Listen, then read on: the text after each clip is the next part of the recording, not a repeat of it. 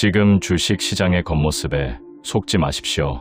수십조 원을 움직이며 헤지펀드의 제왕이라 불리는 레이 달리오는 수백 년의 역사를 뒤흔든 거대한 부의 사이클이 이미 정점에 도달했다고 경고합니다. 무서운 점은 그가 예견한 국가 부채의 폭증, 화폐 가치의 하락, 그리고 지정학적 충돌이 지금 우리 눈앞에서 실시간으로 펼쳐지고 있다는 사실입니다. 준비되지 않은 이들이 조용히 자산을 잃어갈 때 사이클의 파도를 올라타는 1%는 상상도 못할 부를 거머쥐게 될 것입니다. 그가 제시하는 필승 전략의 핵심은 단순한 종목 선정이 아닙니다. 바로 어떤 경제 위기에도 무너지지 않는 자산 배분의 마법입니다. 주식, 채권, 원자재, 금을 철저히 분산하여 물가 상승과 경기 침체라는 양극단의 상황에서도 수익을 내는 포트폴리오를 구축해야 합니다. 특정 자산에 몰빵하는 도박이 아닌 상관관계가 낮은 자산들을 결합해 리스크를 0에 수렴시키는 것만이 부의 대이동 시기에서 살아남는 유일한 방법입니다. 지금 당장 당신의 투자 상식을 뒤엎지 않으면 다가올 거대한 폭풍의 흔적도 없이 휩쓸릴 것입니다. 이 거대한 사이클의 끝에서 당신의 계좌를 지켜줄 구체적인 자산 배분, 비율, 지금 바로 싹 다 공개해드리겠습니다. 챕터 1. 역사는 반드시 반복된다.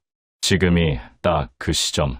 레이 달리오가 강조하는 핵심 개념은 빅사이클입니다. 과거 500년 이상의 역사를 분석해보면 세계를 지배하는 패권국은 대략 250년 주기로 교체됩니다. 네덜란드가 있었고 영국이 있었으며 지금은 미국이 그 자리에 있습니다. 그리고 지금 그 미국의 패권이 서서히 기울고 있다는 신호들이 곳곳에서 나타나고 있습니다. 이것이 음모론처럼 들릴 수도 있습니다. 하지만 데이터는 냉정하게 사실을 말해주고 있습니다. 패권국이 쇠퇴할 때 반드시 나타나는 세 가지 공통된 징후가 있습니다. 첫째는 과잉 채무와 저금리의 결합으로 인한 중앙은행의 통제력 상실입니다. 둘째는 국내 빈부격차와 정치적 갈등의 심화입니다. 셋째는 새로운 도전국의 급격한 부상입니다. 역사 속 모든 패권국이 쇠퇴할 때 이 세 가지가 거의 동시에 나타났습니다. 지금 여러분이 뉴스에서 매일 보는 장면들이 바로 이 세 가지입니다. 우연이 아닙니다. 역사가 반복되고 있는 것입니다. 중요한 것은 이 사실을 아는 것에서 그치는 것이 아니라 이것을 투자에 어떻게 적용하느냐입니다.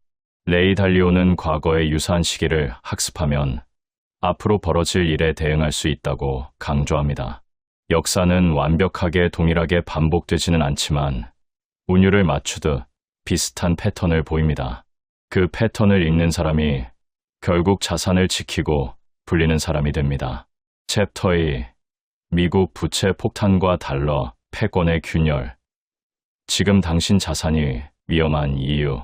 지금 미국의 채무 상황은 역사적으로 패권국이 쇠퇴할 때 나타나는 전형적인 특징을 그대로 보여주고 있습니다. 패권국이 거액의 재정 적자를 안고 있다는 것은 빅사이클의 후반부에 접어들었다는 중요한 신호입니다. 현재 미국의 상황이 이것과 정확히 일치합니다. 여기서 매우 중요한 투자 인사이트가 나옵니다. 기축통화국은 자국 통화로 채무를 안고 있기 때문에 채무 상환을 위해 화폐를 추가로 찍어낼 수 있습니다. 이 말은 즉 채무 불이행보다는 통화 가치 절하가 훨씬 더 현실적인 위험이라는 의미입니다. 미국이 디폴트를 선언할 가능성보다 달러의 구매력이 서서히 감소할 가능성이 훨씬 높다는 것입니다. 그리고 그 피해는 미국 국채를 보유하고 있는 채권자들이 고스란히 떠안게 됩니다. 미국 국채를 통해 얻는 이자 수익이 인플레이션율을 밑돌게 되는 순간 보유하고 있다는 것 자체가 손실되는 구조입니다. 그렇다면 주식은 어떨까요? 과거 역사를 보면 통화가 절하될 때 주식과 금 같은 실물 자산은 오히려 상승하는 경향이 있습니다. 종이돈의 가치가 떨어지면 실물 자산의 상대적 가치가 올라가기 때문입니다. 실제로 과거 어떤 역사적 순간에 기축통화 연결이 끊어졌을 때 당일 주식시장이 폭락할 것이라는 전망과 달리 주식과 금이 오히려 급등한 사례가 있습니다. 이것이 레이 달리오가 주식과 금을 단순한 투자 수단이 아닌 통화 방어 수단으로 바라보는 이유입니다. 현재 전 세계 중앙은행들의 외환 보유고에서 달러의 비중이 서서히 감소하는 추세가 나타나고 있습니다. 특히 일부 국가들은 금 보유량을 빠르게 늘리고 있습니다. 이 흐름은 단기적인 현상이 아니라 수십 년에 걸친 빅사이클의 전환 신호로 읽어야 합니다. 챕터 3. 부자는 이미 알고 있었다. 금과 실물 자산의 진짜 의미. 레이 달리오는 장기 채무 사이클을 6단계로 설명합니다. 첫째, 무차입 단계에서 시작해서 둘째, 레버리지 활용 단계, 셋째, 차입 확대 단계, 넷째, 위기 단계, 다섯째, 통화 증발 단계, 그리고 마지막 여섯째가 경화 자산으로의 도피 단계입니다.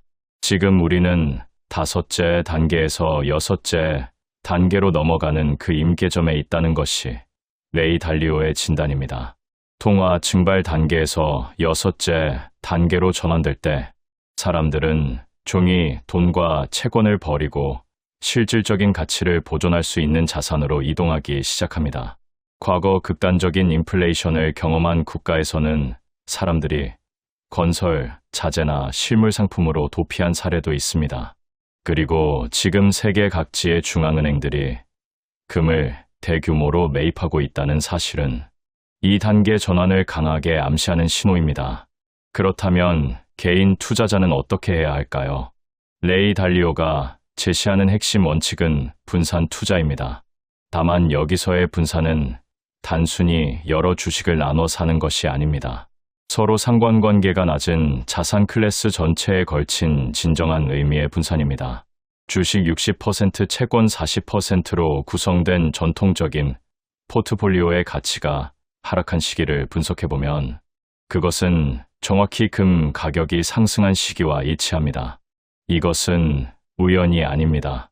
금은 주식과도 채권과도 다른 독립적인 움직임을 보이며 포트폴리오의 실질적인 방어막 역할을 합니다.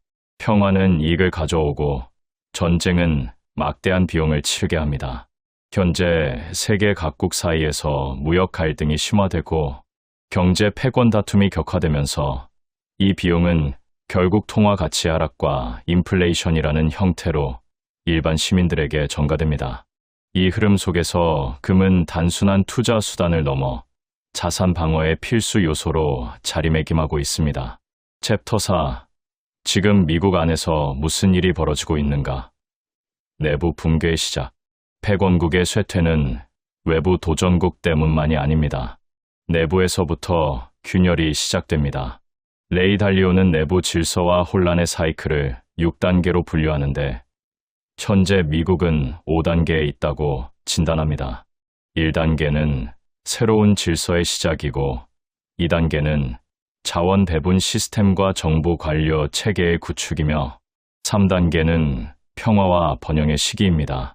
4단계에서 과잉 지출과 채무 증가로 빈부격차와 정치적 갈등이 심화되기 시작합니다. 5단계에서는 재정 상황이 악화되고 극심한 대립이 발생합니다. 그리고 6단계는 내전이나 혁명입니다. 역사적으로 50개 이상의 내전과 혁명 사례를 분석한 결과 가장 신뢰할 수 있는 선행 지표는 두 가지의 조합이었습니다. 정부 재정의 파탄과 극심한 빈부 격차입니다. 그리고 6단계로 진입하는 트리거는 국채 시장의 붕괴입니다. 정부가 막대한 적자를 떠안고 국채를 발행할 때 중앙은행 이외에 자발적으로 사려는 주체가 없어지는 순간이 바로 그 트리거입니다. 이 5단계에서 또 하나의 전형적인 현상이 반엘리트주의 포퓰리즘의 등장입니다. 질서가 무너지고 불만이 쌓이면 서민을 위해 싸운다고 주장하는 강한 개성의 지도자가 등장합니다. 이런 포퓰리즘이 확산되는 조건은 세 가지입니다. 부와 기회의 격차가 클 때 기득권층 엘리트가 자신들의 문제를 해결해주지 않는다고 느낄 때, 그리고 외부에서 들어오는 이질적인 문화가 이협처럼 느껴질 때입니다. 지금 세계 여러 나라에서 이런 형태의 정치 지도자들이 등장하고 있다는 사실이 우연이 아닌 이유입니다. 투자 관점에서 이 단계는 무엇을 의미할까요? 내부 갈등이 심화되면 자산 시장의 변동성이 크게 높아집니다. 정책이 예측 불가능해지고 규제 환경이 급변하며 세금 정책도 급격히 바뀔 수 있습니다. 이럴 때일수록 특정 국가나 특정 자산에 집중된 포트폴리오는 치명적인 리스크를 안게 됩니다. 레이 달리오가 지속적으로 강조하는 글로벌 분산 투자의 중요성이 바로 이 맥락에서 나오는 것입니다. 챕터 지금 당장 실행할 수 있는 레이 달리오식 투자 전략 완전 분석. 이제 구체적인 투자 전략으로 들어가겠습니다. 레이 달리오가 제시하는 투자 원칙의 핵심은 아름다운 분산입니다. 이것은 단순히 이것저것 조금씩 사는 것이 아니라 서로 다른 경제 환경에서 서로 반대로 움직이는 자산들을 조합해서 어떤 상황에서도 포트폴리오 전체가 치명타를 입지 않도록 설계하는 것입니다. 첫 번째 자산 클래스는 주식입니다. 주식은 경제가 성장하고 통화 가치가 절하될 때 모두 상승하는 경향이 있습니다. 특히 통화가 대량으로 발행되어 실질 가치가 하락하는 시기에 주식은 실물 자산으로서 상대적 가치를 보존하는 역할을 합니다. 중요한 것은 단일 국가에 집중하지 않는 글로벌 분산이 필수적이라는 점입니다. 패권국의 주식 시장이 쇠퇴기에 접어들었을 때 그 국가에만 집중한 투자자는 큰 피해를 보았습니다. 반면 글로벌하게 분산한 투자자는 새로운 패권국의 성장 혜택을 누릴 수 있었습니다. 두 번째 자산 클래스는 채권입니다. 채권은 경기 침체기에 주식의 하락을 방어하는 역할을 합니다. 다만 앞서 설명한 것처럼 기축통화국의 채권은 통화 가치 절하 리스크를 안고 있습니다. 따라서 채권에 투자할 때는 받는 이자 수익이 인플레이션율을 상회하는지 반드시 확인해야 합니다. 그 기준을 충족하지 못하는 채권은 명목상 이익처럼 보여도 실질적으로는 손실입니다. 세 번째 자산 클래스는 금입니다. 레이 달리오가 분산 투자에서 금을 특별히 강조하는 이유는 금이 주식과도 채권과도 다른 독립적인 움직임을 보이기 때문입니다. 역사적으로 주식과 채권의 혼합 포트폴리오가 동시에 하락하는 시기는 정확히 금이 상승하는 시기였습니다. 통화가 절하되고 지정학적 리스크가 높아질 때 금은 최후의 가치 저장 수단으로서 기능합니다. 전 세계 중앙은행들이 외환보유고에서 금의 비중을 늘리고 있다는 사실이 이것을 방증합니다. 네 번째로 고려할 수 있는 것이 실물 자산입니다. 부동산을 포함한 실물 자산은 인플레이션 환경에서 가치를 보존하는 특성을 가집니다. 종이 돈의 가치가 하락할 때 실물로 뒷받침되는 자산은 상대적으로 가치가 올라가기 때문입니다. 다만 부동산은 유동성이 낮고 거래 비용이 크다는 점을 고려해서 전체 포트폴리오에서의 비중을 신중하게 결정해야 합니다. 여기서 한 가지 더 짚고 넘어가야 할 것이 통화 다양성입니다. 단일 통화로만 자산을 보유하는 것 자체가 큰 리스크입니다. 특히 달러, 패권이 서서히 약해지는 현재 상황에서 달러, 표시 자산에 지나치게 집중하는 포트폴리오는 달러, 가치 하락이라는 리스크를 고스란히 안게 됩니다. 자국 통화와 달러를 비롯한 다양한 통화로 분산 보유하는 것이 빅사이클의 전환기를 넘기는 현명한 방법입니다. 투자 시기와 관련해서 레이 달리오는 경기 사이클을 중요하게 봅니다. 중앙은행이 금융 완화로 경기를 부양하는 시기와 긴축으로 경기를 냉각시키는 시기가 반복되면서 짧게는 8년 안팎의 단기 사이클이 만들어집니다. 문제는 이 사이클이 항상 과잉으로 흘러간다는 점입니다. 너무 많이 풀어서 버블이 생기거나 너무 많이 조이다가 붕괴가 발생합니다. 역사적으로 대규모 통화 공급이 이루어진 이후 버블이 형성되고 긴축이 시작되면 그 버블이 터지면서 경기 침체가 옵니다. 그리고 침체 이후에는 다시 부양을 위한 금리 인하가 뒤따릅니다. 지금 세계 경제는 이 사이클의 어느 지점에 있는지 냉정하게 판단해야 합니다.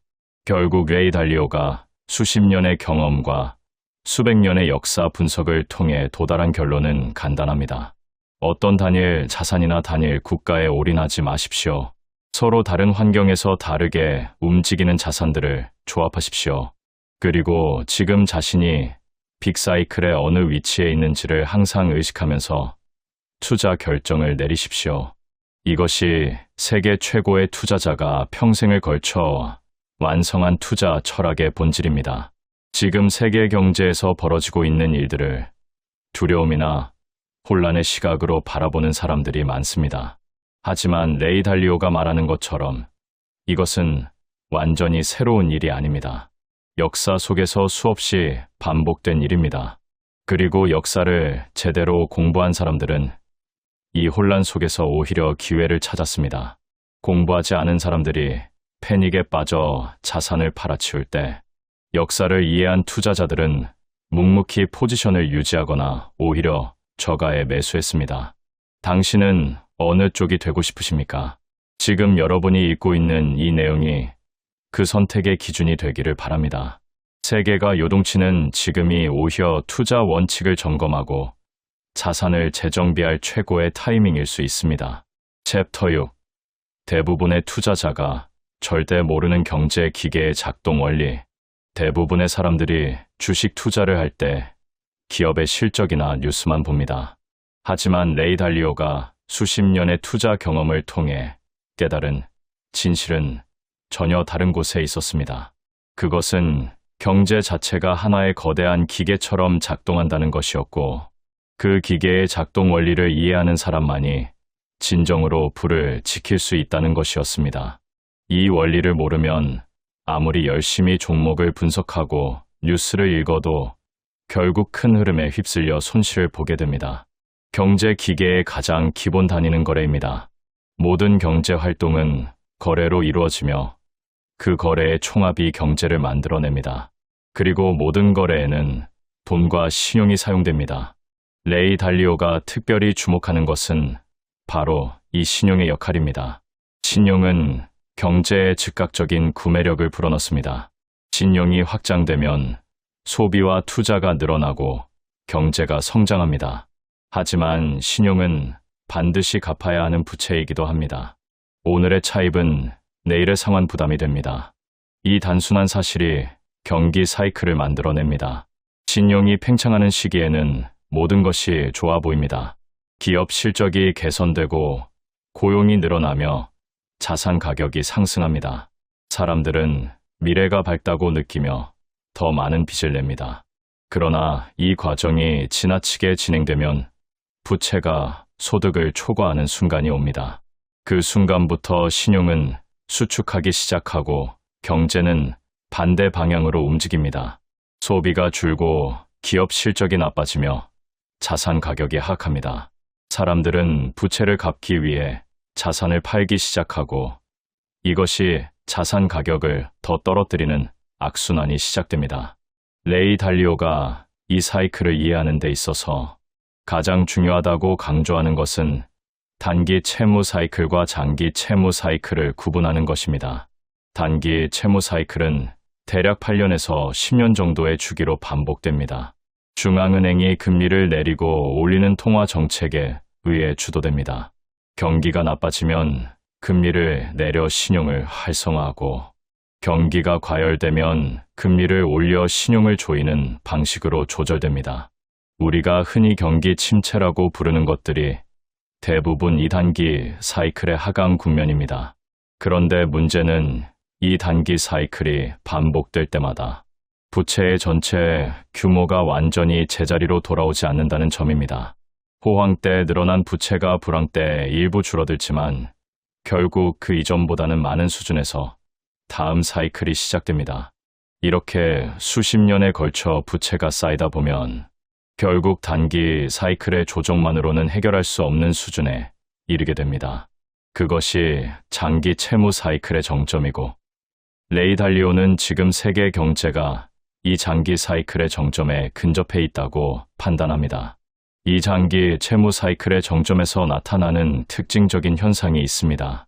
중앙은행이 금리를 아무리 내려도 경기가 살아나지 않는 시기가 옵니다. 이미 너무 많은 부채를 안고 있는 경제 주체들이 추가적인 차입을 꺼리기 때문입니다. 이 상황에서 중앙은행이 선택할 수 있는 마지막 카드가 바로 돈을 직접 찍어내는 것입니다. 중앙은행이 국채를 직접 매입하는 방식으로 시중에 돈을 공급하는 이 방법은 단기적으로 경제 붕괴를 막아줍니다. 그러나 장기적으로는 통화의 가치를 희석시키는 결과를 낳습니다. 주식 투자자라면 이 메커니즘을 반드시 이해해야 합니다. 중앙은행이 돈을 찍어낼 때 그 돈은 결국 어딘가로 흘러갑니다. 그리고 역사적으로 그 돈이 가장 많이 흘러간 곳이 주식시장과 실물 자산이었습니다. 챕터 7. 패권 전쟁이 만드는 투자 기회, 지정학 리스크를 수익으로 바꾸는 법. 많은 투자자들이 지정학적 갈등을 뉴스로만 소비합니다. 하지만 레이 달리오식 투자 관점에서 지정학적 변화는 가장 중요한 투자 기회이자 리스크의 원천입니다. 패권국과 신흥 도전국 사이의 갈등은 단순한 정치 문제가 아니라 세계 경제의 구조를 바꾸는 거대한 힘이기 때문입니다. 역사를 보면 패권 전환기에는 반드시 무역 갈등이 먼저 시작됩니다. 기존 패권국이 자국 산업을 보호하기 위해 관세 장벽을 높이고 신흥 강국의 기술 접근을 차단하려 합니다. 이 과정에서 세계 공급망이 재편됩니다. 과거에는 가장 효율적인 곳에서 생산하면 됐지만 이제는 지정학적 안전성을 고려해야 합니다. 기업들이 공급망을 다각화하고 일부 생산을 본국이나 우호 국가로 이전하는 이른바 리쇼어링과 프렌드쇼어링 현상이 바로 이 패권 전환의 산물입니다. 투자자 입장에서 이 공급망 재편은 어마어마한 기회를 만들어냅니다. 새로운 생산 거점이 되는 국가와 기업들에 대한 투자 수요가 급증하기 때문입니다. 과거 패권 전환기를 보면 기존 패권국의 기업들이 상대적으로 부진한 동안 새로운 경제 허브로 부상하는 지역의 기업들이 폭발적인 성장을 기록했습니다. 글로벌 분산 투자가 단순히 리스크를 줄이는 수단이 아니라 이 기회를 포착하는 전략이기도 한 이유가 바로 여기에 있습니다. 그런데 지정학 리스크가 투자에 미치는 영향 중 가장 간과되는 것이 있습니다. 그것은 전쟁이나 갈등이 에너지와 원자재 가격에 미치는 영향입니다. 패권 갈등이 고조될 때 에너지와 원자재의 공급망이 불안정해지며 이 분야, 자산의 가격이 급등하는 경향이 있습니다. 레이 달리오가 실물 자산의 중요성을 강조하는 또 하나의 이유가 이것입니다. 단순히 인플레이션 해지 수단으로서만이 아니라 지정학적 불안이 고조되는 시기에 가치가 상승하는 특성을 가지고 있기 때문입니다. 반면 패권 갈등 속에서 가장 위험한 투자가 있습니다. 그것은 갈등의 당사국 중 어느 한쪽에 과도하게 집중된 투자입니다. 패권 전환기에는 어느 쪽이 이길지 아무도 확신할 수 없으며 그 불확실성 자체가 자산 가격에 큰 변동성을 만들어냅니다. 레이 달리오가 특정 국가나 특정 진영에 치우치지 않는 진정한 글로벌 분산을 강조하는 이유가 여기에 있습니다. 지정학적 리스크의 포트폴리오를 무방비 상태로 노출하는 것은 동전 던지기에 전 재산을 거는 것과 다름없습니다. 또한 패권 갈등 시기에 특별히 주목해야 할 자산이 있습니다. 바로 안전 통화와 중립, 국가의 자산입니다. 역사적으로 강대국 간의 갈등이 심화될 때 특정 중립적 성격의 국가 통화와 자산으로 자금이 몰리는 현상이 반복적으로 나타났습니다. 이것을 미리 파악하고 포트폴리오에 일정 비중을 확보해 두는 것이 위기 시기를 방어하는 효과적인 전략입니다. 챕터 8. 개인 투자자만 모르는 중앙은행의 진짜 속내. 금리와 인플레이션의 숨겨진 게임. 일반 투자자들은 중앙은행의 금리 결정을 단순히 경기 조절 도구로 이해합니다. 하지만 레이 달리오의 관점에서 중앙은행의 행동을 해석하면 훨씬 복잡하고 흥미로운 그림이 나타납니다. 중앙은행은 단지 경기를 조절하는 기관이 아니라 정부의 채무 문제를 해결해야 하는 정치적 압력 속에서 움직이는 기관이기도 합니다. 패권국의 장기 채무 사이클 후반부에 정부 부채가 통제 불능 수준으로 커지면 중앙은행은 매우 어려운 선택 앞에 놓이게 됩니다. 금리를 높이면 정부의 이자 부담이 폭발적으로 늘어나고 경제가 침체에 빠집니다. 반면 금리를 낮추면 인플레이션이 통제를 벗어날 위험이 있습니다. 역사적으로 이 딜레마에 처한 중앙은행들이 선택한 방법이 있습니다. 그것은 실질 금리를 마이너스 상태로 유지하는 것입니다. 명목 금리가 양수여도 인플레이션율이 그보다 높으면 실질 금리는 마이너스가 됩니다. 이 상태에서 채권을 보유하면 명목상으로는 이자를 받지만 실질 구매력은 계속 줄어듭니다. 이것이 투자자에게 시사하는 바는 매우 큽니다. 실질 금리가 마이너스인 환경에서는 현금과 채권을 많이 보유할수록 실질적으로는 손해입니다. 표면적으로 안전해 보이는 자산이 오히려 가장 위험한 자산이 되는 역설적인 상황이 펼쳐집니다. 반면 이 환경에서 가장 수혜를 받는 것이 실물 자산입니다. 금, 부동산, 원자재, 그리고 실물 가치를 가진 기업의 주식이 상대적으로 부각됩니다. 한 가지 더 알아야 할 것이 인플레이션의 두 얼굴입니다. 적당한 인플레이션은 경제 성장의 신호이지만 통제를 잃은 인플레이션은 사회 불안과 자산 가치의 급격한 재편을 초래합니다.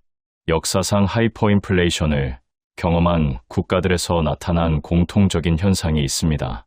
종이 돈의 가치가 무너지면서 실물을 가진 사람들과 종이 돈만 가진 사람들 사이의 빈부격차가 하루아침에 역전된 것입니다. 레이 달리오가 강조하는 인플레이션 해지, 자산 보유의 중요성은 이런 극단적인 시나리오에 대한 방어이기도 합니다. 투자에서 중앙은행을 이해하는 실전 활용법도 중요합니다.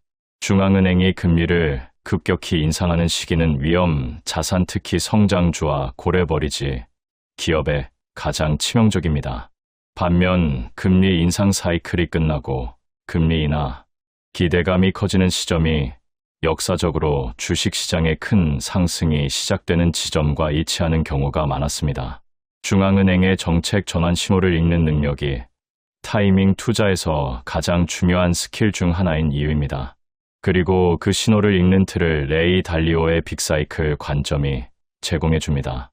중앙은행의 역할에서 또 하나 간과하지 말아야 할 것이 있습니다. 세계 기축통화를 발행하는 나라의 중앙은행 정책은 전 세계에 영향을 미친다는 사실입니다.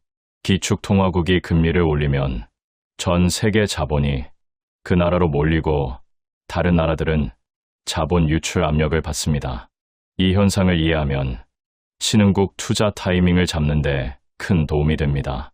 기축통화국의 금리 인상이 끝나고 인하 사이클로 전환될 때 신흥국 자산은 상대적으로 더 큰 수혜를 받는 경향이 있습니다. 이것 역시 글로벌 분산 투자의 전략적 타이밍과 연결됩니다. 챕터 9, 레이 달리오가 공개한 진짜 포트폴리오 구성법, 올해 더 전략의 핵심. 레이 달리오가 대중에게 공개한 가장 유명한 투자 전략이 있습니다. 이른바 모든 날씨에 통하는 포트폴리오 전략입니다. 이 전략의 핵심 아이디어는 단순합니다.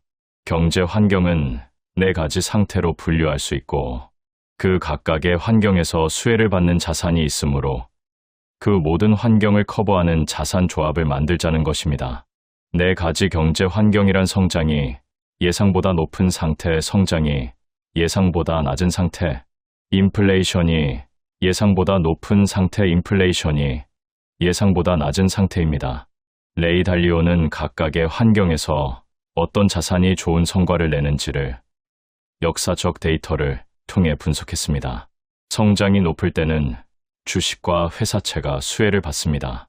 성장이 낮을 때는 국채와 물가 연동 채권이 방어적 역할을 합니다. 인플레이션이 높을 때는 금과 원자재가 강세를 보입니다. 인플레이션이 낮을 때는 주식과 채권이 모두 좋은 성과를 냅니다. 이 분석을 바탕으로 레이 달리오가 도출한 구체적인 자산 배분 비율이 있습니다. 주식 30% 장기, 국채 40% 중기, 국채 15%, 금 7.5%, 원자재 7.5% 정도의 구성입니다. 여기서 채권의 비중이 높아 보여서 의아해하는 분들이 많을 것입니다. 하지만 이것은 수익률을 최대화하는 포트폴리오가 아니라 리스크를 최소화하면서도 안정적인 성과를 내는 포트폴리오입니다. 장기 채권은 주식과 반대 방향으로 움직이는 경향이 있기 때문에 주식이 크게 하락하는 시기에 포트폴리오 전체의 손실을 완충하는 역할을 합니다. 물론 이 전략을 그대로 복사해서 쓰는 것이 모든 사람에게 최선은 아닙니다. 개인의 나이, 투자 목표, 위험 감수 성향에 따라 조정이 필요합니다. 젊고 장기 투자 여력이 있는 투자자라면 주식 비중을 높여도 됩니다. 반면 은퇴가 가까운 투자자라면 원본 보존이 더 중요하므로 채권과 금의 비중을 높이는 것이 합리적입니다. 중요한 것은 이 전략의 철학인 상관관계가 낮은 자산들을 조합해서 어떤 경제 환경에서도 치명적인 손실을 피한다는 원칙을 지키는 것입니다. 여기서 많은 투자자들이 빠지는 함정이 있습니다. 분산했다고 생각하지만 실제로는 분산이 안 된 경우입니다. 예를 들어 여러 종류의 주식 펀드에 분산했다고 해도 결국 모든 것이 주식 자산 클래스에 속한다면 주식 시장이 하락할 때 함께 하락합니다. 진정한 분산은 자산 클래스 간의 분산입니다. 주식과 채권과 실물 자산과 현금성 자산이 각자 독립적으로 움직일 수 있어야 합니다. 그리고 더 나아가 지역적 분산도 중요합니다. 한 국가의 경제 위기가 포트폴리오 전체를 흔들지 않도록 세계 여러 지역에 걸쳐 투자를 분산해야 합니다. 리밸런싱도 이 전략에서 빠질 수 없는 요소입니다. 자산 배분 비율을 처음에 설정했다 해도 시간이 지나면서 각 자산의 성과 차이로 인해 비율이 변해갑니다. 주식이 크게 오르면 주식 비중이 높아지고 채권이나 금의 비중이 상대적으로 낮아집니다. 이때 정기적으로 원래 설정한 비율로 되돌리는 리밸런싱을 해주어야 합니다. 이 과정이 자동으로 고점에서 팔고 저점에서 사는 효과를 만들어냅니다.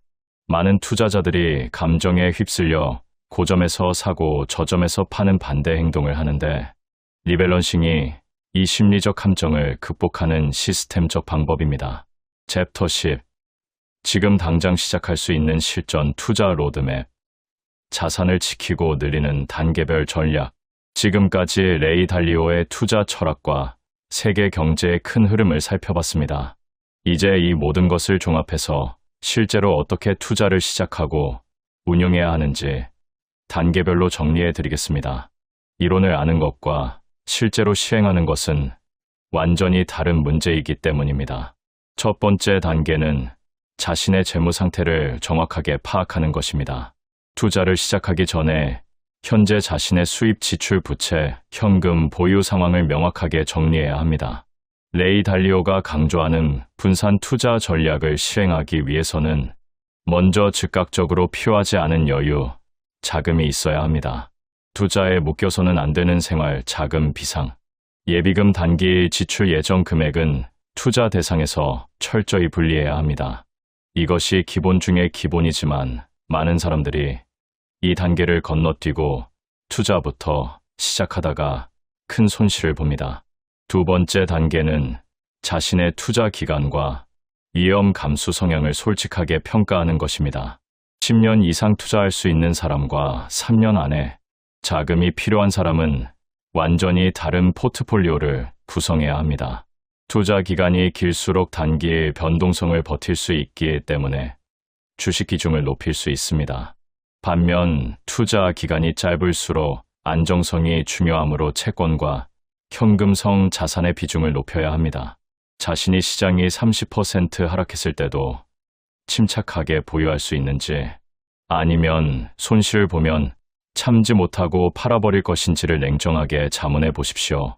세 번째 단계는 핵심 자산 클래스에 대한 기본 이해를 갖추는 것입니다. 주식, 채권, 금, 원자재, 부동산 각각이 어떤 경제 환경에서 어떻게 움직이는지를 기본적으로 이해해야 합니다. 이 이해 없이는 시장이 흔들릴 때마다 잘못된 판단을 내리게 됩니다. 특히 지금 시기에는 인플레이션 환경에서 각 자산이 어떤 역할을 하는지를 이해하는 것이 매우 중요합니다. 지난 수십 년의 저금리 저인플레이션 환경에서 통했던 투자 공식이 앞으로도 그대로 통할 것이라는 보장이 없기 때문입니다. 네 번째 단계는 실제 포트폴리오를 구성하는 것입니다. 레이 달리오의 원칙에 따르면 어떤 단일 자산도 전체 포트폴리오의 50%를 넘어서는 안 됩니다. 특히 초보 투자자들이 빠지는 함정이 자신이 잘 안다고 생각하는 자산에 지나치게 집중하는 것입니다. 익숙함이 안전함이 아닙니다. 오히려 익숙한 자산에 과도하게 집중할수록 그 자산이 부진할 때 포트폴리오 전체가 타격을 받습니다. 주식 채권금을 기본축으로 하고 자신의 상황에 맞게 부동산이나 원자재를 추가하는 방식으로 포트폴리오를 구성하십시오. 다섯 번째 단계는 꾸준한 모니터링과 규칙적인 리밸런싱입니다. 포트폴리오를 한번 구성했다고 해서 그것으로 끝이 아닙니다. 경제 환경은 변하고 각 자산의 비중도 달라집니다. 최소한 6개월에서 1년에 한 번은 전체 포트폴리오를 점검하고 원래 설정한 비율에서 크게 벗어난 부분을 조정해 주어야 합니다. 다만 이 과정에서 단기적인 시장 변동에 과민하게 반응하는 것은 피해야 합니다. 빅사이클의 관점에서 보면 단기적인 등락은 노이즈에 불과한 경우가 많습니다. 큰 흐름이 바뀌지 않았다면 단기 변동에 포트폴리오를 크게 바꾸는 것은 오히려 해가 될 수 있습니다. 마지막으로 레이 달리오가 모든 투자자에게 당부하는 가장 중요한 조언을 전해드리겠습니다. 자신이 틀릴 수 있다는 가능성을 항상 열어두라는 것입니다. 세계 최고의 투자자도 자신이 틀릴 수 있음을 인정하며 그렇기 때문에 분산 투자를 합니다. 어떤 시나리오가 펼쳐지더라도 치명적인 손실을 입지 않도록 설계하는 것이 투자의 목적이지 한 가지 시나리오에 올인해서 맞추는 것이 투자의 목적이 아닙니다. 지금 세계는 불확실성이 극도로 높아진 시기를 지나고 있습니다. 매일 새로운 뉴스가 쏟아지고 시장은 요동칩니다.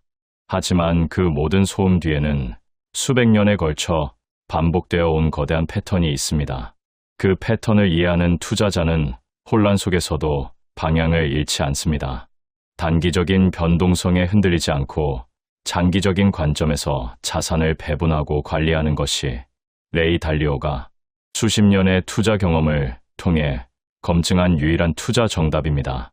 지금 이 순간이 자신의 투자 원칙을 다시 점검하고 더 단단한 포트폴리오를 구축할 최적의 시점입니다. 역사가 반복되는 그 흐름 위에서 당신은 방관자가 아닌 준비된 투자자로 서 있어야 합니다. 평생을 투자의 성자로 불리며 단 한 번도 시장에 무릎 꿇지 않았던 거장이 죽기 직전까지 비밀리에 간직했던 60세 이후 절대 망하지 않는 부의 법칙은 우리가 알던 상식과는 정반대입니다. 인공지능이 지배하는 이 미친 변동성의 시장에서 살아남아 끝까지 웃는 승자가 되려면 지금 당장 화려한 급등주와 분산 투자라는 달콤한 가스라이팅에서 벗어나야만 합니다. 진짜 핵심 전략은 남들이 부러워할 똑똑한 선택을 하는 것이 아니라 내 자산을 반토막 낼 멍청한 실수를 단 하나도 허용하지 않는 철저한 방어 기제에 있습니다. 내가 완벽하게 이해하지 못하는 비즈니스 모델은 과감히 쓰레기통에 던져버리고 압도적인 경제적 혜자를 갖춘 소수의 우량 자산에만 집중하여 심리적 우위를 점하는 것이야말로 은퇴 후 계좌를 지키는 유일한 생존법입니다. 더 이상 차트의 잔파도에 일희일비하며 소중한 도파민을 낭비하지 마십시오. 찰리 멍거가 남긴 마지막 경고처럼 복리의 마법을 방해하는 불필요한 거래를 멈추고 지루함을 견디는 인내심을 갖출 때 비로소 당신의 계좌는 영원히 마르지 않는 샘물이 될 것입니다.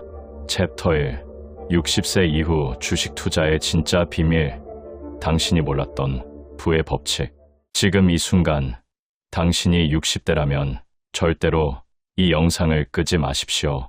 왜냐하면 오늘 이 내용 하나가 당신의 노후를 완전히 바꿔놓을 수 있기 때문입니다. 세계 최고의 투자자 중 한 명으로 꼽히는 전설적인 가치 투자의 거장은 수십 년 동안 한 가지 진실을 반복해서 강조했습니다. 바로 이것입니다. 60세 이후에는 더 빨리 부자가 되는 방법을 찾는 것이 실수라는 것입니다. 정말로 찾아야 할 것은 가난해지지 않는 방법입니다. 이 두 가지는 완전히 다른 게임입니다. 그리고 이 차이를 이해하지 못한 수많은 사람들이 인생의 마지막 순간에서 파산을 맞이했습니다. 노후 주식 투자에서 가장 위험한 착각이 있습니다. 그것은 나는 아직 회복할 시간이 있다는 믿음입니다.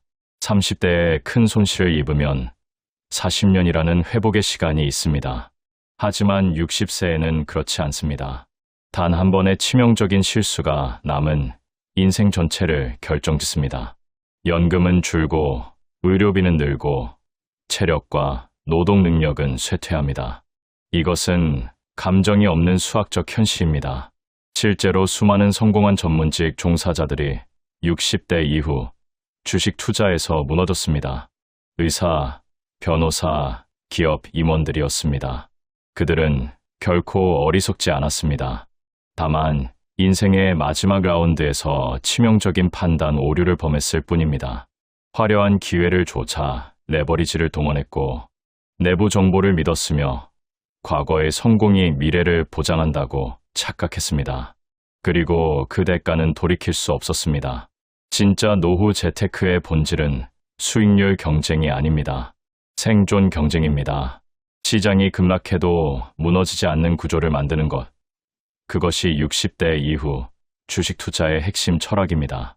오늘 이 내용에서는 바로 그 구조를 만드는 세 가지 핵심 전략을 아주 구체적이고 상세하게 알려드리겠습니다. 챕터 2. 절대 망하지 않는 투자자들의 공통점. 이해할 수 있는 사업에만 투자하라. 첫 번째 안전한 투자 전략은 이것입니다. 이해할 수 있는 사업에만 투자하십시오. 단순하고 당연한 말처럼 들릴 수 있지만 이것이야말로 수십 년을 살아남은 가치 투자자들의 공통된 원칙입니다. 사람들은 항상 다음에 테슬라를 찾고 다음에 혁신 기업을 찾습니다. 하지만 60세 이후에는 그런 것이 필요 없습니다. 필요한 것은 10살짜리 손자도 이해할 수 있는 사업입니다. 탄산수와 당분을 섞어 전 세계에 파는 회사, 비누와 샴푸와 화장지를 만드는 회사, 반창고와 아기 로션과 의약품을 파는 회사. 이런 기업들은 100년 전에도 지금과 같은 일을 했고 100년 후에도 똑같은 일을 할 것입니다. 수요는 사라지지 않습니다. 불경기에도 사람들은 몸을 씻고 아이들은 태어나고 부상은 치료되어야 하기 때문입니다. 반면 인공지능 관련 첨단 기업을 생각해 보십시오. 그 회사가 어떻게 돈을 버는지 10년 후에도 존재할지 확신이 있습니까? 답이 모호하다면 60세 이후의 당신에게는 맞지 않는 투자입니다.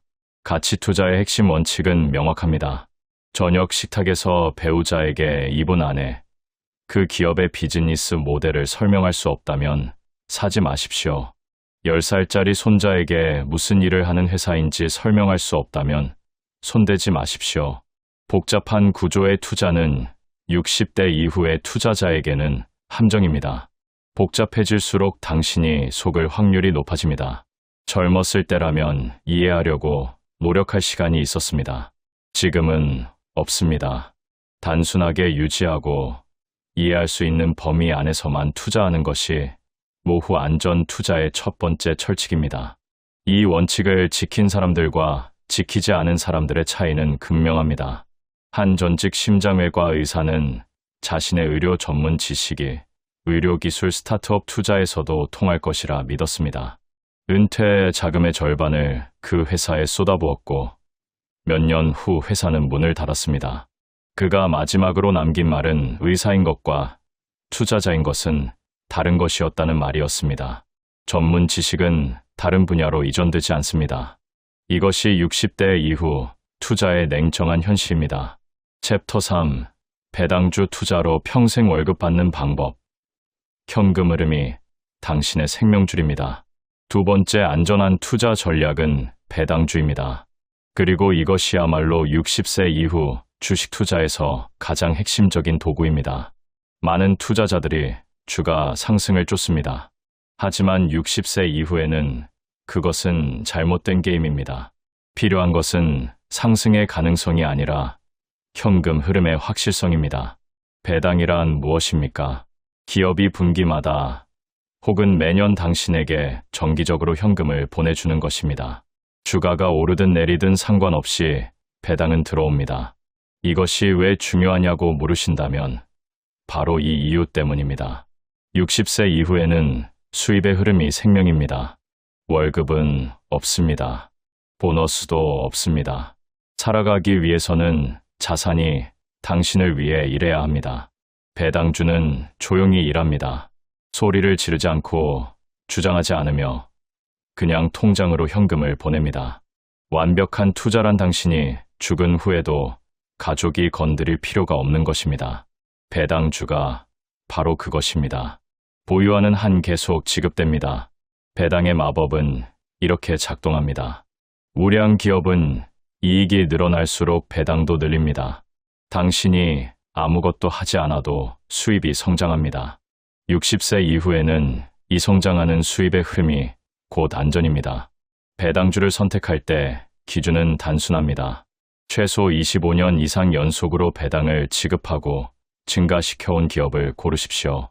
그만큼 오랫동안 지급해온 기업은 배당을 기업 문화의 일부로 여깁니다. 쉽게 중단하지 않습니다. 또한 배당 성향이 이익의 50%에서 70% 사이인 기업이 적당합니다. 너무 높으면 불경기에 지급하지 못하게 되고 너무 낮으면 주주 환원을 경시하는 것입니다. 불경기에도 수요가 안정적인 제품을 파는 기업이어야 이익이 안정되고 배당도 안정됩니다. 이 기준을 충족하는 기업들은 화려하지 않습니다. 경제 뉴스 채널에서 떠들썩하게 다루어지지도 않습니다. 하지만 수십 년째 연속으로 배당을 올리면서 조용하고 확실하게 당신에게 현금을 보냅니다. 60세 이후의 목표는 원금을 2배로 늘리는 것이 아닙니다. 원금에서 살아가는 것입니다. 배당이 그것을 가능하게 합니다. 배당 투자의 심리적 장점도 빼놓을 수 없습니다. 주가가 30% 빠져도 배당이 계속 들어오면 신경 쓰이지 않습니다. 시장이 폭락해도 통장에 돈이 들어오면 잠들 수 있습니다. 많은 고령 투자자들이 주식시장을 두려워하는 이유는 주가 변동 숫자를 보기 때문입니다. 하지만 배당에 집중하면 주가는 그저 잡음이 됩니다. 중요한 것은 올해 얼마를 받았는지, 내년에는 얼마나 더 늘어나는지 그것뿐입니다. 챕터 4. 진짜 부자들이 절대 말해주지 않는 생활비 투자의 비밀. 세 번째, 안전한 투자 전략을 들으면 많은 분들이 의아하게 생각하실 수 있습니다. 바로 자신의 생활비에 투자하는 것입니다. 이것이 투자냐고 물으신다면 극도로 진지하게 그렇다고 말씀드립니다. 60세 이후에 할 수 있는 최고의 투자는 생활비를 줄이는 것입니다. 왜냐하면 지출을 1원 줄이는 것은 세후 수입을 1원 늘리는 것과 동일하기 때문입니다. 아니, 그 이상입니다. 투자로 1원을 버는 데는 리스크를 감수하고 시장을 이해하고 세금을 내야 합니다. 하지만 지출을 1원 줄이는 것은 단지 결정하는 것뿐입니다. 리스크 제로, 수수료 제로, 세금 제로입니다. 60대 이후 재정적 안전에 대한 가장 큰 위협은 시장 폭락도 나쁜 투자도 아닙니다. 바로 과도한 지출입니다. 너무 많은 사람들이 수입이 줄어드는 나이에도 지출을 줄이기를 거부합니다. 젊었을 때와 같은 생활 방식을 유지하려 합니다. 큰 집, 고급 차, 잦은 해외여행. 하지만 수입이 줄었다면 지출도 줄여야 합니다. 이것은 수학입니다. 한 은퇴한 은행가의 이야기를 들어보십시오. 훌륭한 커리어와 탄탄한 저축을 가진 사람이었습니다. 하지만 그는 생활 수준을 낮추기를 거부했습니다. 같은 클럽에 다니고 같은 고급 레스토랑에서 식사하고 같은 휴양지를 찾았습니다. 그리고 수십 년 후 저축의 대부분이 사라졌습니다. 마지막 10년을 불안과 함께 살았습니다. 자존심이 그를 파멸시킨 것입니다. 반면 평범한 수입의 교사가 있었습니다. 은퇴 후 작은 아파트로 이사하고 차를 팔고 도서관에서 책을 빌렸습니다. 사치는 없었습니다. 하지만 불안도 없었습니다. 그는 오래도록 쾌적하게 살았습니다. 빚도 없고 스트레스도 없고 누구에게도 기대지 않았습니다. 서류상으로는 은행가가 더 부유했습니다. 현실에서는 교사가 더 부유했습니다. 생활비를 줄이는 것은 굴욕이 아닙니다. 해방입니다. 물질에 묶이는 것을 거부하는 것이고 광고에 조종당하는 것을 거부하는 것이며 타인의 기대에 따르는 것을 거부하는 것입니다. 매월 고정 지출을 종이에 적어보십시오. 집세, 식비, 공과금, 보험 전부입니다. 그리고 하나씩 질문하십시오. 이것이 정말 필요한가? 큰 집이 필요합니까? 나이가 들수록 청소도 관리도 힘들어집니다. 작은 아파트가 더 편하고 더 쌉니다. 고급 차가 필요합니까? 그저 이동수단인 것에 왜 사치스러운 돈을 씁니까? 신뢰할 수 있는 중고차면 충분합니다. 지출을 하나씩 줄여가면 매달 지출이 놀라울 정도로 줄어듭니다. 그 절약된 금액은 투자할 필요도 없습니다. 이미 투자한 것입니다. 자신의 마음의 평화에 투자한 것이기 때문입니다. 챕터 5. 100세 부자가 전하는 최후의 투자 철학. 진짜 불안 욕망에서의 자유. 이 모든 이야기를 관통하는 가장 깊은 진실이 있습니다. 그것은 진정한 부는 은행 잔고의 숫자에 있는 것이 아니라는 것입니다. 60세를 넘기면 이상한 일이 일어납니다. 욕망이 조용히 사라지기 시작합니다. 젊었을 때는 돈이 필요했습니다. 존경이 필요했습니다. 무언가를 증명하고 싶었습니다. 하지만 오랜 세월을 살아온 사람에게는 그 모든 것이 점점 무관해집니다. 돈은 있습니다. 하지만 딱히 쓸 곳이 없습니다. 존경받고 있습니다. 하지만 느끼지 못합니다. 증명할 것이 없습니다. 왜냐하면 아무도 신경 쓰지 않기 때문입니다. 이것은 슬픈 깨달음이 아닙니다. 해방적인 깨달음입니다. 욕망이 사라지면 두려움도 사라집니다. 잃을 것이 없으면 불안도 없습니다. 60세 이후의 사람들에게 전하고 싶은 것은 이 감각을 빨리 받아들이라는 것입니다. 욕망과 싸우지 말고 내려놓으십시오. 더 큰 집이 갖고 싶습니까? 왜 청소해야 할 방이 더 필요합니까? 더 비싼 차가 갖고 싶습니까? 누구를 감동시키려고 하십니까? 욕망은 끝이 없습니다. 항상 더입니다. 그렇다면 언제 충분합니까? 그 답은 이것입니다. 충분은 더 갖고 싶다는 생각을 멈추었을 때입니다. 60세 이후의 가장 큰 사치는 욕망으로부터의 자유입니다. 광고가 무엇을 말해도 신경 쓰지 않는 것. 이웃이 무엇을 사도 신경 쓰지 않는 것. 사회가 무엇을 기대해도 신경 쓰지 않는 것. 이것이 진정한 부입니다. 금액이 아닙니다. 욕망의 부재입니다. 가장 인상적인 부자의 삶의 방식은 부자처럼 보이지 않는 것입니다. 세계에서 손꼽히는 부호들 중 상당수는 수십 년째 같은 집에 살고 같은 검소한 생활을 유지합니다. 그들은 과시할 필요를 느끼지 않습니다. 왜냐하면 고급품은 돈을 소비하지만 가치를 만들지 않는다는 것을 알고 있기 때문입니다.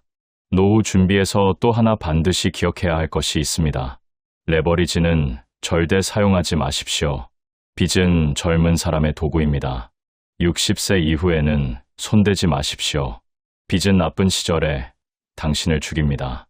빚이 없으면 기다릴 수 있습니다. 빚이 있으면 최악의 타이밍에 강제로 매도해야 합니다. 역사적으로 모든 경제 위기에서 빚을 진 투자자들이 가장 먼저 무너졌습니다. 이 패턴은 반복됩니다. 복잡한 투자 상품도 멀리하십시오.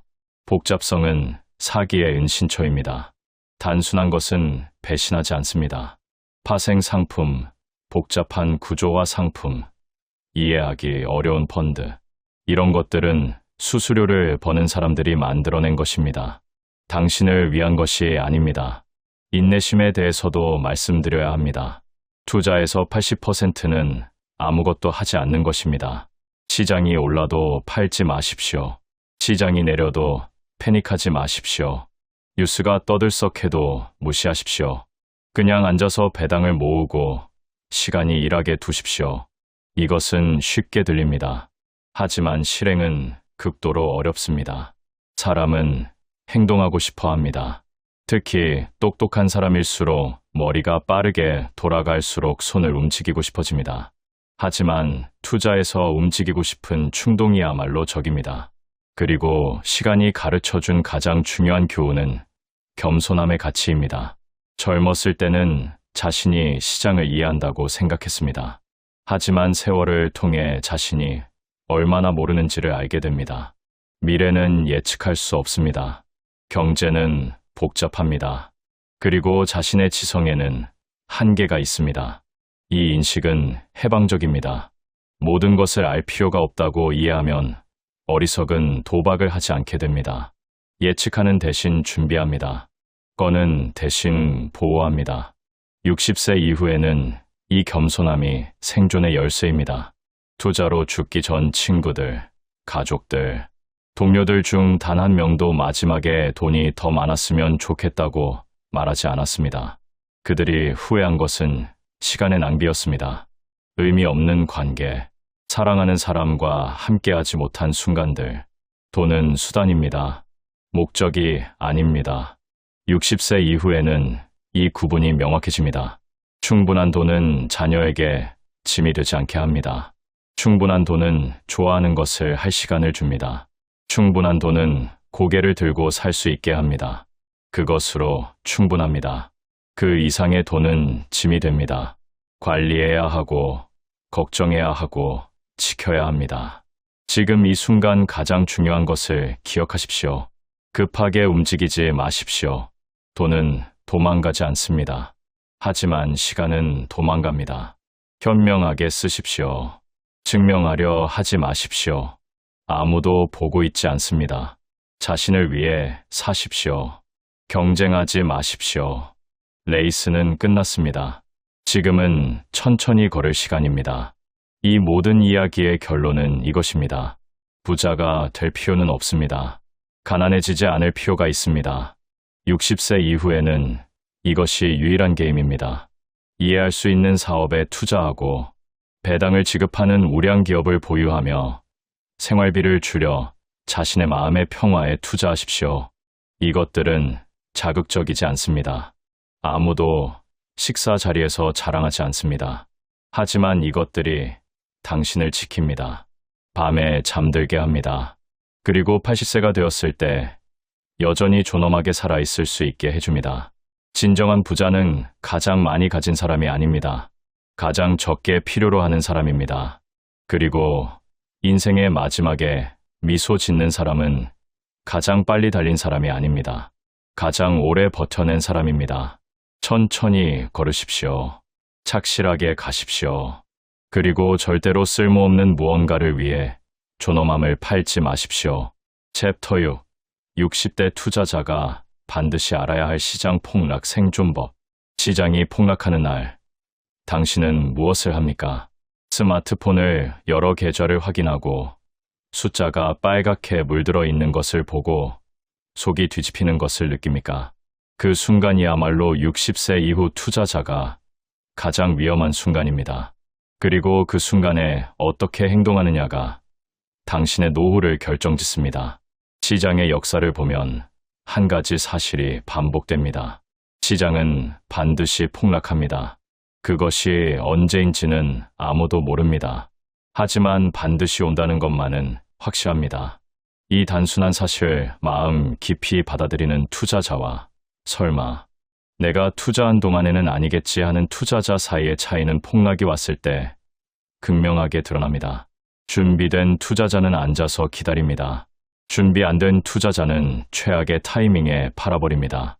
60세 이후의 시장 폭락이 특히 위험한 이유는 심리적인 이유와 수학적인 이유가 동시에 작동하기 때문입니다.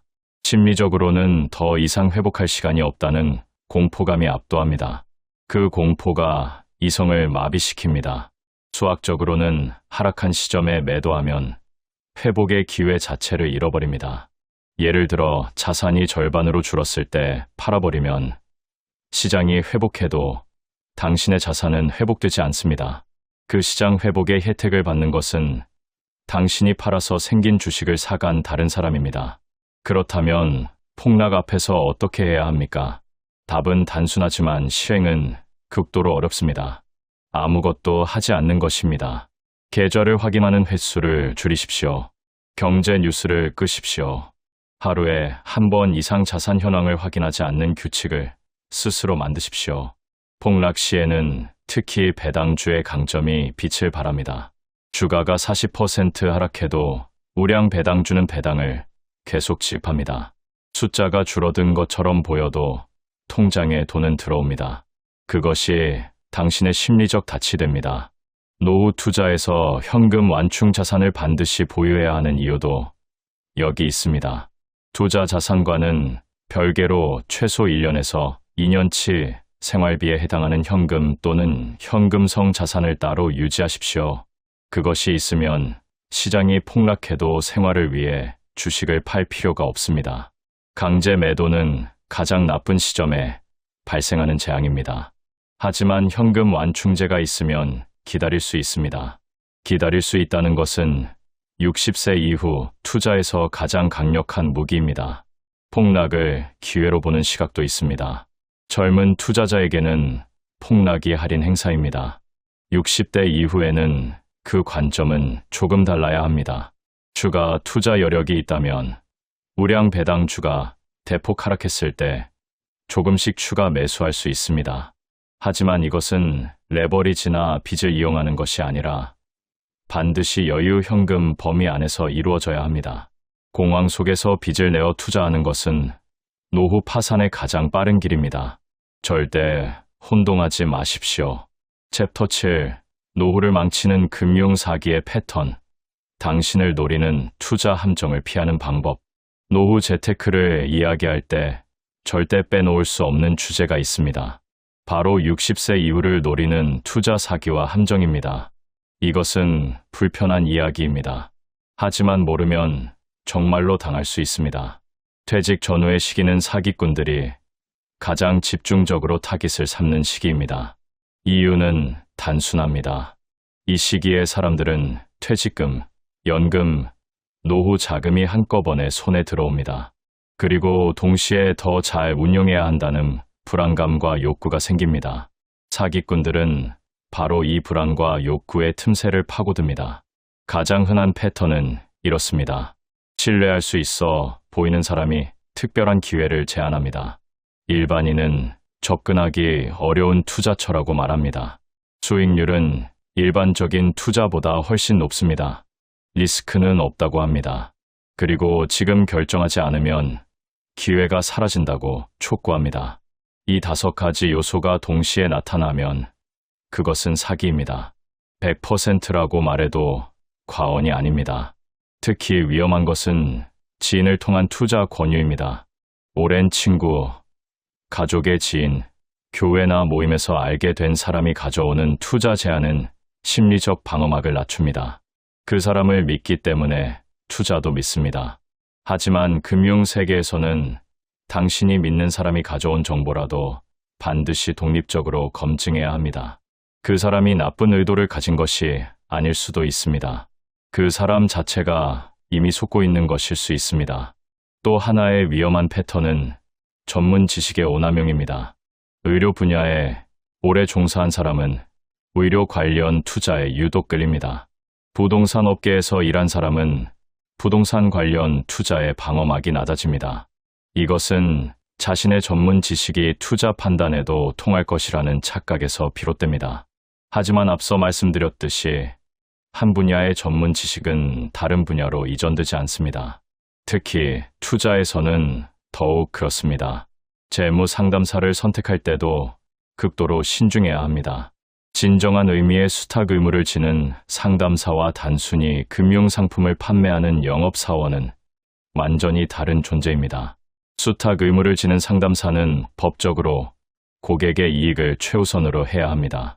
단순 영업사원은 회사의 이익을 위해 당신에게 수수료가 높은 상품을 권할 수 있습니다. 상담사를 만날 때 반드시 이렇게 물어보십시오. 당신은 수탁자로서 나의 이익을 최우선으로 행동할 의무가 있습니까? 이 질문에 명확하게 그렇다고 답하지 못하면 그 상담사는 피하십시오. 가장 좋은 방어는 결국 단순성입니다. 이해하지 못하는 것은 사지 않는 것, 높은 수수료를 요구하는 것은 피하는 것, 빠른 결정을 요구하는 것은 무조건 거절하는 것. 이 세 가지 원칙만 지켜도 대부분의 금융사기로부터 자신을 보호할 수 있습니다. 챕터 8. 노후 포트폴리오의 황금 비율. 주식 채권 현금을 어떻게 배분해야 하는가? 60세 이후 투자에서 가장 많이 받는 질문 중 하나가 바로 이것입니다. 주식과 채권과 현금을 어떻게 나누어야 합니까? 이 자산 배분의 문제는 단순히 숫자의 문제가 아닙니다. 당신이 밤에 얼마나 잘 잘 수 있는지의 문제입니다. 먼저 한 가지 진실을 말씀드립니다. 완벽한 자산 배분 비율은 없습니다. 모든 사람에게 맞는 단일한 공식은 존재하지 않습니다. 왜냐하면 자산 배분은 수익률의 최적화가 아니라 위험 허용도의 반영이기 때문입니다. 당신이 주가가 30% 하락했을 때 평온하게 잘 수 있는 사람이라면 주식 비중을 높게 가져가도 됩니다. 하지만 10%만 하락해도 밤을 치새우며 계좌를 들여다보는 사람이라면 주식 비중을 낮춰야 합니다. 심리적 안정이 수익률보다 더 중요하기 때문입니다. 전통적으로 은퇴 후 자산 배분에서 자주 언급되는 원칙은 나이에 따른 채권 비율 조정입니다. 오랫동안 나이를 채권 비율로 삼는 방식이 권장되기도 했습니다. 60세라면 채권 60%, 주식 40% 하는 방식입니다. 하지만 현대에는 평균 수명이 크게 늘었기 때문에 이 공식을 그대로 따르는 것은 적합하지 않을 수 있습니다. 60세에 은퇴해서 90세 이상을 살 경우 30년이라는 긴 시간 동안 인플레이션으로부터 자산을 보호할 필요가 있습니다. 채권만으로는 그것이 어렵습니다. 이 맥락에서 60세 이후에도 우량 배당주를 포트폴리오의 핵심으로 유지하는 것이 타당합니다. 다만 이때 말하는 주식은 투기적 성격의 성장주가 아니라 수십 년간 배당을 지급해온 소비재, 생활필수품, 의료 분야의 우량 기업 주식입니다. 이런 주식들은 가격 변동성이 상대적으로 낮고 인플레이션에 어느 정도 대응이 가능하며 꾸준한 현금 흐름을 제공합니다. 채권의 역할은 이렇게 이해하는 것이 좋습니다. 채권은 수익을 올리는 도구가 아니라 충격 완충제입니다. 주식 시장이 크게 흔들릴 때 포트폴리오 전체가 동시에 폭락하지 않도록 균형을 잡아주는 역할입니다.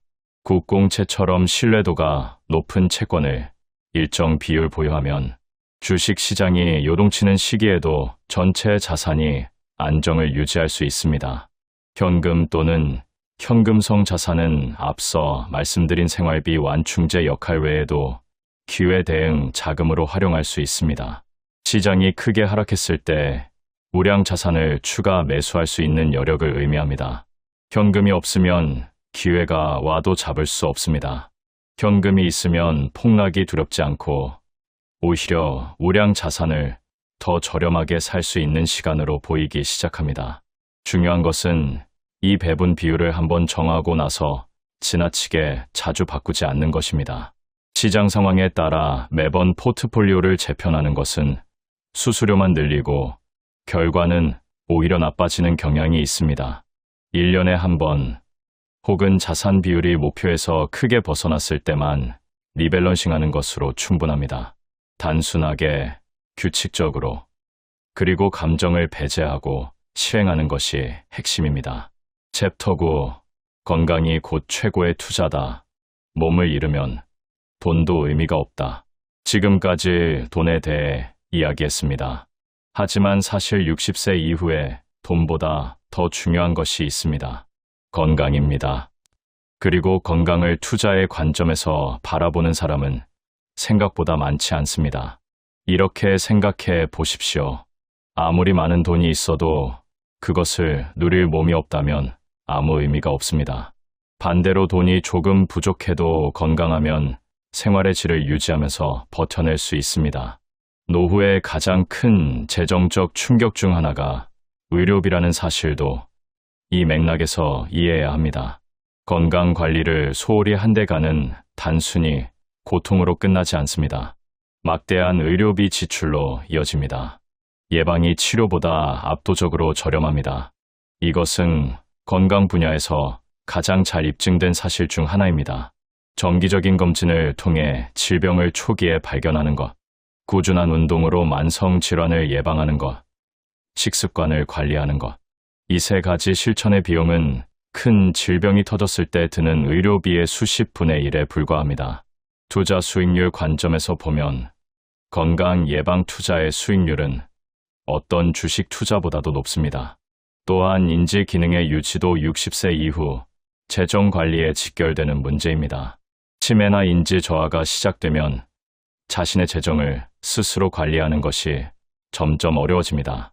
사기에 취약해지고 잘못된 결정을 내리기 쉬워집니다. 규칙적인 독서, 새로운 기술 배우기, 사회적 교류 유지가 인지 기능 보존에 도움이 된다는 것은 다양한 연구에서 반복적으로 확인된 사실입니다. 뇌를 건강하게 유지하는 것 자체가 재정적 자기 보호의 핵심 수단입니다. 수면도 빼놓을 수 없습니다. 양질의 수면은 신체 건강뿐 아니라 판단력과 의사결정 능력에 직접적인 영향을 미칩니다. 수면이 부족한 상태에서 내린 재정 결정은 냉정하고 이성적일 수 없습니다. 이 영상의 시작부터 강조했던 밤에 잘 잘 수 있는 투자 구조를 만들라는 말은 단순한 비유가 아닙니다. 잘 잔다는 것 자체가 다음 날 더 나은 결정을 내릴 수 있는 조건이 됩니다. 사회적 연결도 건강의 일부로 보아야 합니다. 은퇴 이후 급격히 줄어드는 사회적 관계망은 고독과 우울증의 위험을 높입니다. 이것은 다시 건강 악화로 이어지고 의료비 지출 증가로 연결됩니다. 지역 커뮤니티에 참여하고 동년배와 정기적으로 교류하며 의미 있는 활동을 유지하는 것이 단순히 정서적 이유뿐 아니라 재정적 이유에서도 중요합니다. 건강을 유지하기 위한 지출은 아끼지 마십시오. 앞서 생활비를 줄이라고 강조했습니다. 하지만 건강 관련 지출은 그 예외입니다. 좋은 음식, 규칙적인 운동, 정기검진. 이것들은 줄일 지출이 아니라 가장 수익률 높은 투자 항목입니다. 챕터 10. 노후를 완성하는 마지막 퍼즐. 부를 지키는 것에 대해 이야기해 왔습니다. 이제 마지막으로 이야기해야 할 것이 있습니다. 그것은 그 부를 어떻게 다음 세대에 넘기느냐의 문제입니다. 유산 설계는 죽음을 위한 준비가 아닙니다.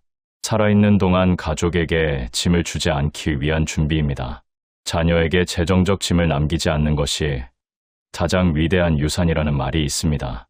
많은 부모들이 자녀에게 더 많은 것을 물려주고 싶어 합니다.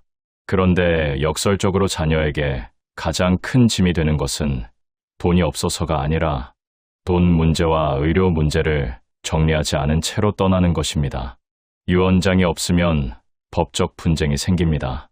의료 지시서가 없으면 가족이 감당하기 어려운 결정을 해야 합니다. 이런 서류들을 미리 준비하는 것이 자녀에 대한 진정한 배려입니다. 유언장과 관련 서류는 복잡하게 생각할 필요가 없습니다.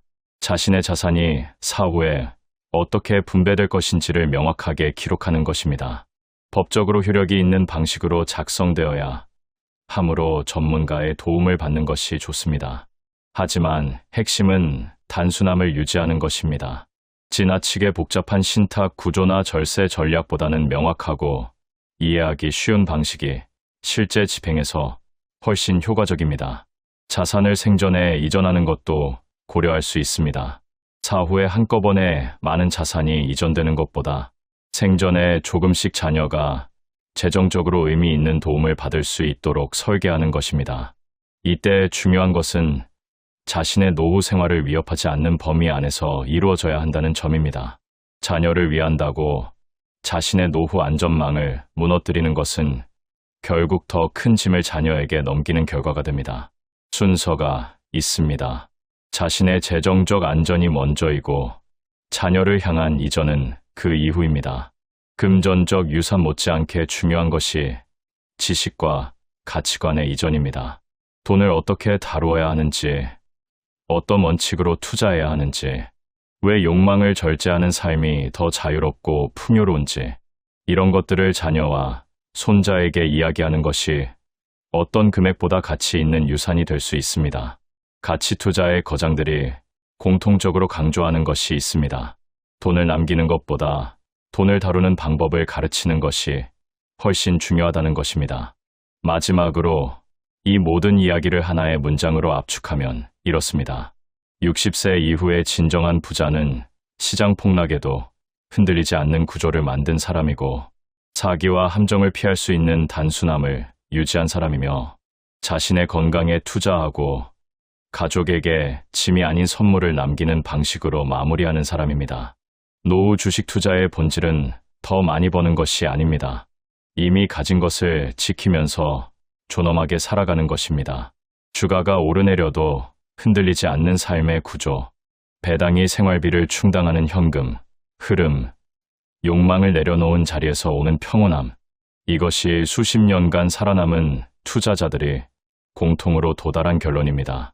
지금 당신이 60대이거나 그 시기를 앞두고 있다면 오늘 이 이야기에서 단 하나만 가져가셔도 충분합니다. 더 빨리 부자가 되는 방법을 찾지 마십시오. 가난해지지 않는 방법을 실천하십시오.